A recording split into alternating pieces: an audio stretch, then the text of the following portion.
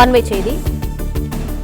மேற்கு வங்கத்தில் கஞ்சன்ஜங்கா எக்ஸ்பிரஸ் ரயில் மீது சரக்கு ரயில் மோதிய விபத்தில் 15 பேர் உயிரிழந்த சம்பவம் தொடர்பாக நியூ ஜல்பைகுரி பகுதியில் ரயில்வே துறை அமைச்சர் அஸ்வினி வைஷ்ணவ் ஆய்வு செய்ய வந்திருக்கிறார். அந்த காட்சிகளை பார்த்துக் கொண்டிருக்கிறோம். இது குறித்த விரிவான தகவல்களை வழங்குவதற்காக நிர்வாக ஆசிரியர் மகாலிங்கம் அவர்கள் இணைப்பில் இருக்கிறார். அவரிடம் பேசலாம். மகாலிங்கம், வணக்கம். விவரங்களை சொல்லலாம்.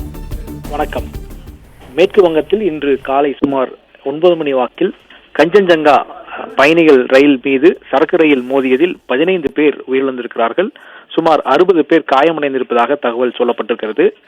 தற்பொழுது விபத்து நிகழ்ந்த நியூ ஜல்பாய்குரி பகுதியில் ரயில்வே அமைச்சர் அஸ்வினி வைஷ்ணவ் ஆய்வுகளை மேற்கொண்டு வருகிறார்.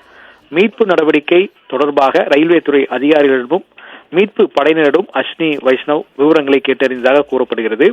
அதே போல இந்த மீட்பு பணிகளுக்கு பிறகு செய்தியாளரை சந்தித்த அமைச்சர், இது அரசியல் செய்யும் நேரமில்லை என்றும் சீரமைப்பு பணிகள் முழுவீச்சில் நடைபெற்று வருகின்றன என்ற தகவலையும் குறிப்பிட்டார்.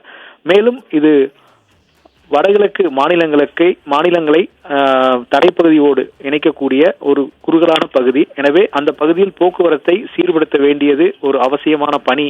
அந்த பணியில் தற்பொழுது அதிகாரிகள் ஈடுபட்டுக் கொண்டிருக்கிறார்கள் என்ற விவரங்களையும் கூறினார். ரயில் பெட்டிகள் தற்பொழுது தண்டவாளத்திலிருந்து அகற்றப்பட்டு விட்டதாகவும் அமைச்சர் தரப்பில் கூறப்பட்டிருக்கிறது.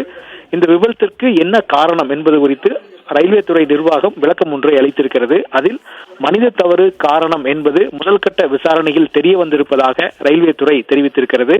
ஏனென்றால் கஞ்சன்ஜங்கா பயணிகள் ரயில் சிக்னலுக்காக காத்துக் கொண்டிருக்கிறது. இந்த சூழ்நிலையில் சிக்னலை மதிக்காமல் பின்னால் வந்த சரக்கு ரயில் மோதி விபத்து ஏற்பட்டதாக கூறப்பட்டிருக்கிறது. எனவே இது குறித்து தொடர் விசாரணை என்பது நடைபெற்றுக் கொண்டிருக்கிறது. இந்த நிலையில் தற்பொழுது பைக்கில் ஏறி மத்திய அமைச்சர் சம்பவ இடத்திற்கு சென்றிருக்கிறார். அந்த சம்பவ இடத்திற்கு எளிதில் அணுக முடியாத ஒரு சூழ்நிலை இருப்பதாகவும் சொல்லப்பட்டிருக்கிறது. மலைப்பாங்கான பகுதி என்ற தகவலும் சொல்லப்பட்டிருக்கிறது. அதனால் அவர் பைக்கில் ஏறி சென்ற காட்சிகளும் தற்பொழுது வெளியாகிருக்கின்றன.